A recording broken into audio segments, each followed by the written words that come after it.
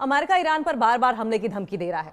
America कहता है कि हम खामनेई से नहीं डरते, बस थोड़ा सा समय ले रहे हैं सोचने के लिए, बस थोड़ा सा समय ले रहे हैं, बस थोड़ा और समय ले रहे हैं, थोड़ा थोड़ा और समय ले रहे हैं।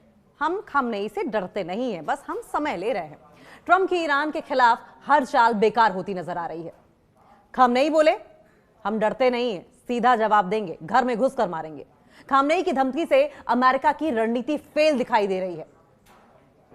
ट्रंप की युद्ध की तैयारी, खामनेई का जवाब। अगर हमला हुआ तो पूरा मिडिल ईस्ट जंग करेगा, पूरा मिडिल ईस्ट जंग का मैदान बन जाएगा। अमेरिका आज भी सोच रहा है कि ईरान पर हमला करना है या फिर आराम से बैठना है। खामनेई ने ट्रंप को डूबते कश्त की तरह पकड़ा है। अमेरिका बोले चलो फिर से बातचीत करते हैं। ट्रंप की धमकियां खत्म हो गई, खामनेई की चेतावनियां लाइव हैं। खामनेई की चेतावनियां आज भी लाइव है, आज भी उनका वो अग्रेसिव मोड जारी है। अमेरिका के पास अब डिप्लोमेसी के अलावा कुछ बचा ही नहीं है। अमेरिका के पास अब डिप्लोमेसी छोड़ दी। खामनेई का रीजनल वॉर चेतावनी ने ट्रंप को सोचने पर मजबूर किया है। अमेरिका ईरान से क्या डर गया है? खामनेई ने चेतावनी दी है। खामनेई ने चेताया हमला क्षेत्रीय युद्ध में बदलेगा। ट्रंप का ईरान पर हमला टला क्या? अमेरिका की हिचकिचाहट और खामनेई की कड़ी चेतावनी, अमेरिका की धमकियों के बीच खामनेई का संदेश, हम डरते नहीं हैं, जवाब देंगे। ईरान के खामनेई ने कहा कि अगर हमला हुआ तो रीजनल वॉर होगी। अमेरिका पीछे हटने का सोच रहा है क्या?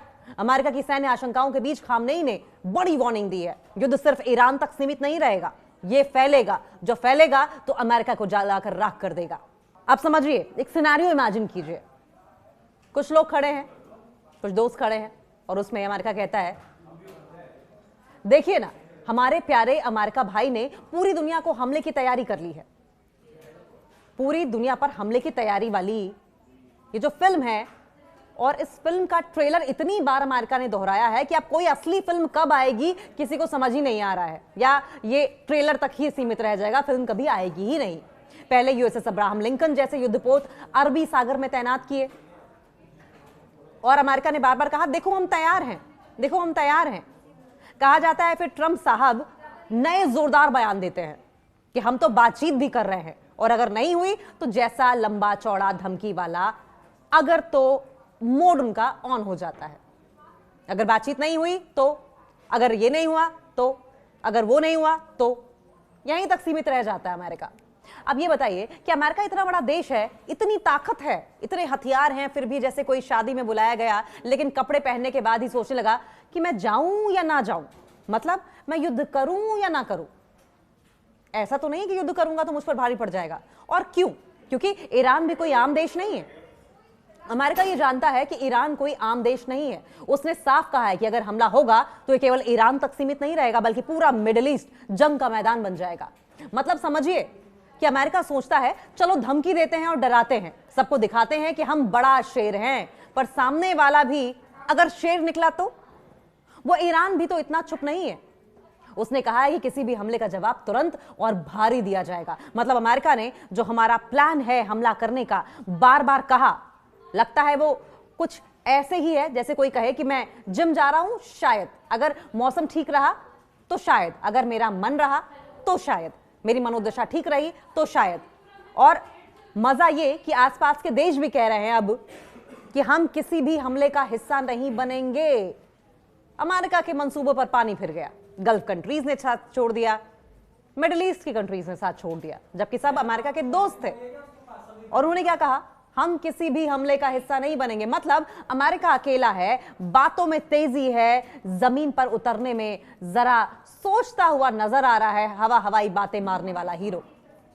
और अगर एंड में इस पूरे सिनेरियो को इमेजिन करें तो अंत में तो पूरा सीन कुछ इस तरह लग रहा है कि हमारे पास सबसे बड़ी सेना है। अमेरिका फ्लॉन्ट करता है हमारे पास सबसे बड़ी सेना है, लेकिन हम अभी निर्णय नहीं ले पा रहे हैं, हम डिसीजन नहीं ले पा रहे हैं। और दुनिया सोच रही है क्या अमेरिका कदम आगे बढ़ाएगा या फिर सिर्फ सोचता रह जाएगा। सवाल यह भी है कि अमेरिका ने गलती कर दी है ईरान को इराक, अफगानिस्तान और लीबिया समझने की। यह गलत तुलना हो गई, इराक, अफगानिस्तान, लीबिया बनाम ईरान की, और यही भारी पड़ रही है अमेरिका पर। अलग अलग मामलों में अमेरिका ने मिडिल ईस्ट में इंटरफियर किया, लेकिन हर देश एक समान नहीं होता, हर देश एक जैसा नहीं होता और ईरान साफ साफ दिखाता है कि अंदाज बदलना चाहिए। इराक और अफगानिस्तान के हालात अलग थे।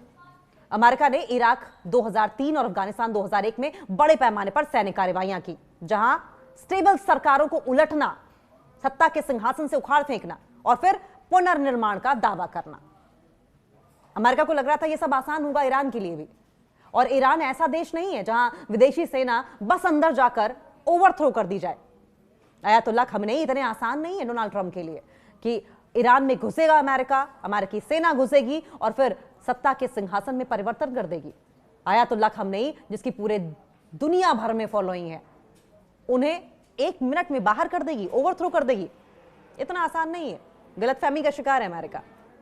अमेरिका सोचता है कि वहां सशस्त्र व्यवस्था, मजबूत सेना और थोड़ा सा डिफिकल्ट राजनीतिक नेटवर्क है, लेकिन फिर भी आसान नहीं है। लीबिया मॉडल लागू नहीं होता है वहां। लीबिया में 2011 में पश्चिमी हस्तक्षेप के बाद वहां का शासन गिरा दिया गया था। ईरान में सरकार ढहने वाली चीज नहीं है, बल्कि वो खुद को मजबूत राजनीतिक और पावरफुल मिलिट्री पावर बनाकर रखता आया है। उसकी सीमाएं, स्वयं की शक्ति प्रणालियां और प्रॉक्सी नेटवर्क बाकी देशों की तरह नहीं है कि इतनी आसानी से उस पर कब्जा किया जा सके, हराया जा सके। अब की बार अफगानिस्तान, लीबिया या इराक का हाल कुछ अलग था।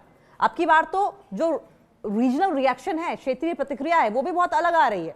ईरान की चेतावनी है कि अगर हमला हुआ तो पूरे क्षेत्र, पूरा का पूरा जो क्षेत्र है, ये युद्ध के मैदान में बदल जाएगा। और इससे अमेरिका को पता है कि ये आसान सफर नहीं होने वाला, ये जर्नी बहुत डिफिकल्ट होगी अमेरिका के लिए। और ये भी समझिए कि अमेरिका की ये जो तुलना इराक, अफगानिस्तान या लीबिया जैसी है, वो गलत क्यों है। स्थानीय शक्ति संरचना की अगर बात करें, ये जो रीजनल पावर का स्ट्रक्चर है, ये समझिए। ईरान की सेना और इस्लामिक रेवोल्यूशनरी गार्ड कॉर्प्स यानी कि IRGC की ताकत अमेरिका के साथ बिना छोटे झटकों के टकरा सकती है। यह मुकाबला आसान नहीं होगा अमेरिका के लिए। इकोनॉमिक और सोशल स्टेबिलिटी, आर्थिक और सामाजिक स्थिरता, इराक और अफगानिस्तान की व्यवस्थाएं 2000 से 2010 के दशक में टूट चुकी थी। अमेरिका के हस्तक्षेप के बाद ग्रुप्स बढ़ गए, समूह विभाजन हुआ, सत्ता के लिए संघर्ष हुआ और यह संघर्ष गहराता चला गया। ईरान जबकि ज्यादा केंद्रीय रूप से संगठित देश है, ऑर्गेनाइज देश है और उसका शासन ढहने वाला नहीं है, जैसा कि स्थानीय तौर पर अमेरिका को लग रहा है। दूसरे देशों की भूमिका क्या है इसमें? कुछ मुस्लिम देशों ने अमेरिका को सहयोग देने से साफ इनकार कर दिया है, जैसे कि UAE, जो कि अमेरिका का दोस्त था, अपने एयर स्पेस और क्षेत्र को किसी हमले के लिए नहीं देगा, क्लियर कर दिया है। आंखों में आंखें डालकर UAE ने अमेरिका को मना कर दिया है। गलत धारणा के पीछे राजनीतिक सोच क्या है? दरअसल कुछ अमेरिकी निर्णयकर्ताओं ने, डिसीजन मेकर्स ने अमेरिका के इतिहास के उन उदाहरणों से सीखा कम है और अनुमान ज्यादा लगाया है। और बड़े बड़े देशों के बीच में जंग अनुमान के आधार पर, गेस के आधार पर नहीं लगाए जाते हैं, कैलकुलेटेड होते हैं। और अमेरिका यही गलती कर रहा है। अमेरिका के डिसीजन मेकर्स यही गलती कर रहे हैं कि गेस के बेसिस पर मैदानी जंग में कूदने का सोच रहे हैं। पुराने मिसाइलों की मॉडलिंग, अमेरिका ने सोचा कि अगर इराक और लीबिया में सैन्य तरीके से आगे आना संभव था तो ईरान में भी वही राह अपनाई जा सकती है। इसकी बजाय ईरान ने यह बयान दिया कि युद्ध की कीमत भारी होगी। दबाव और सैंक्शंस की सोच अमेरिका की, क्योंकि अमेरिकी पॉलिसी में यह धारणा है, यह सोच है कि कड़े सैन्य साथ साथ आर्थिक दबाव यानी कि सैंक्शंस से विरोधी सरकार को झुकाया जा सकता है।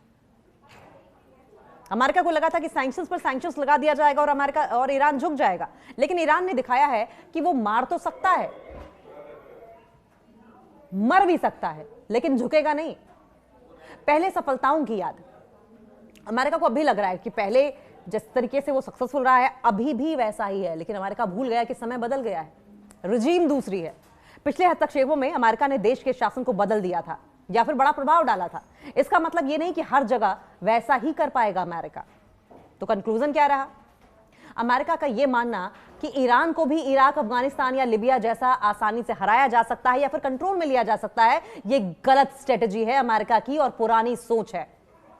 ये पुराने पैंतरे बिल्कुल गलत है, वास्तविकता के धरातल से बिल्कुल परे हैं। ईरान की सेना और संगठन अलग तरीके से काम करते हैं, अलग लेवल पर सोचते हैं, स्ट्रेटेजी बनाते हैं। उनकी रणनीति और उनकी चेतावनी अमेरिका के लिए जोखिम भरी है। रीजनल पॉलिटिक्स की अगर बात करें क्षेत्रीय राजनीति इसे आसान लक्ष्य नहीं बनने देती और इसलिए ईरान को पुराने मॉडल की तरह हराना अमेरिका के लिए इम्पॉसिबल है, इम्पॉसिबल टारगेट है। ये कभी अचीव नहीं कर पाएगा अमेरिका। और एक और अगर सिनेरियो देखा जाए तो सबसे पहले तो बधाई हो अमेरिका, आपने दुनिया को इतनी पहेली दे दी है कि बाकी सभी मानचित्र देखकर उलझन में पड़ गए हैं। अब जब सब मैप देखते हैं तो उन्हें उलझन होने लगती है। समझो कि आप एक पार्टी में गए हो और बोले यार मेरे दोस्त ईरान ने झगड़ा किया है, क्या हम सब मिलकर उन पर गुस्सा करें? अरे भाई झगड़ा तुमसे हुआ है, तुम गुस्सा करो, सब मिलकर क्यों गुस्सा करें? और फिर इस पर सबने कहा कि हम नहीं यार, पहले तुम दिखाओ कि तुम अकेले ही मजे में हो या नहीं। और फिर क्या होता है? आपने अपनी बड़ी बड़ी नौसेना और युद्धपोत भेज दिए, यूएसएस अब्राहम लिंकन जैसे बहुत से हथियार, बहुत से युद्धपोत तैनात कर दिए और ऐसा लगा जैसे देखो हम अकेले ही तैयार हैं, आप हमारे साथ नहीं लड़ोगे तो हम खुद अपनी लड़ाई लड़ लेंगे। और इस पर बाकी देशों ने क्या कहा? इस पर बाकी देश ये कहता है कि हम बस नजरें रखे हुए हैं, क्या तुम सच में अकेले ही सबको टक्कर देना चाहते हो? बाकी देश सवाल उठा रहे हैं। अब ईरान क्या कर रहा है? प्रधानमंत्री हो या सुप्रीम नेता, भले ही बोले कि हम शांतिप्रिय हैं, पर अगर तुम हमला करोगे तो हम पूरी रीजनल लड़ाई तय कर देंगे। जैसे कोई कहता हो प्लीज अकेले मत आना। और अमेरिका वो अपने टिकट बयान जारी करता है। कभी कहता है कि हम बातचीत को तैयार हैं, कभी कहता है कि हम पूरी ताकत दिखा देंगे। ऐसा लगता है जैसे कोई व्यक्ति बाथरूम में खड़ा होकर चिल्ला रहा हो कि हम तो अकेले भी कर सकते हैं, कोई साथ आए और कोई साथ चाहिए ही नहीं। बेशक यूरोपीय लोग भी आए, थोड़े थोड़े टैक्स और प्रतिबंध लगा दिए, लेकिन असली सैन्य सिंगल फाइट वो अमेरिका अकेले लड़ रहा है। फिर भी लगता है जैसे अरे भाई हम अकेले ही हैं। नतीजा पूरा वैश्विक डिबेट ऐसा बन गया है जैसे अमेरिका खुद से ही बहस कर रहा हो। अरे बहस करने के लिए सेकंड पार्टी चाहिए होती है, लेकिन कोई सेकंड पार्टी दिखाई नहीं दे रही अमेरिका के साथ। अब अमेरिका सवाल क्या खुद से पूछ रहा है, खुद से बहस क्या कर रहा है? क्या मैं अकेला हूं? क्या मुझे अकेले ही लड़ना है? क्या कार्ड सही है? और बाकी दुनिया? वैसे देखे तो तुम सब कह रहे हो पहले खुद को समझ लो, फिर हम भी बताएंगे कि हम तुम्हारे साथ हैं या तुम असल में अकेले ही हो। पूरी दुनिया की तरफ अमेरिका देख रहा है कि सब साथ आकर खड़े होंगे, लेकिन दुनिया क्या कह रही है, तमाम देश क्या कह रहे हैं कि तुम पहले खुद को तो समझ लो, अपनी आइडियोलॉजी समझ लो, चाहते क्या हो ये समझ लो, क्या अकेले लड़ना चाहते हो ये भी समझ लो, और उसके बाद हम सोचेंगे कि तुम्हारा साथ देना है या तुम्हें अकेले छोड़ देना है। अब इसे सटायर ना समझा जाए, क्योंकि ये केवल मजाक नहीं है, इसमें कुछ गंभीर वजह भी है। अमेरिका को अकेला दिखाती हैं ये वजह। अमेरिका और ईरान के बीच में तनाव लंबे समय का है, जिसमें परमाणु मुद्दे, मिलिट्री थ्रेट्स और डिप्लोमेटिक विरोध भी शामिल है। कई मिडिल ईस्ट देश, भिंडारू ताकतें और क्षेत्रीय साझेदार अमेरिका को खुलकर समर्थन नहीं दे रहे हैं। कुछ देशों ने अमेरिका को खुले समर्थन देने से पहले कूटनीति, ऊर्जा और व्यापार हितों को तोलना भी शुरू कर दिया है। कंट्रीज दिमाग लगा रही हैं कि अमेरिका के साथ आने का मतलब यह तो नहीं होगा कि हमारा नुकसान हो जाएगा, हमारी आवाम का नुकसान हो जाएगा। अंत में अगर एक टिप्पणी पे, एक स्टेटमेंट के जरिए समझा जाए तो अगर अमेरिका को स्पॉटिफाई पर अकेला प्लेलिस्ट मिलता तो शायद उसका नाम होता बीट्स ऑफ वॉर। यहां वॉर, वहां वॉर, हर जगह वॉर।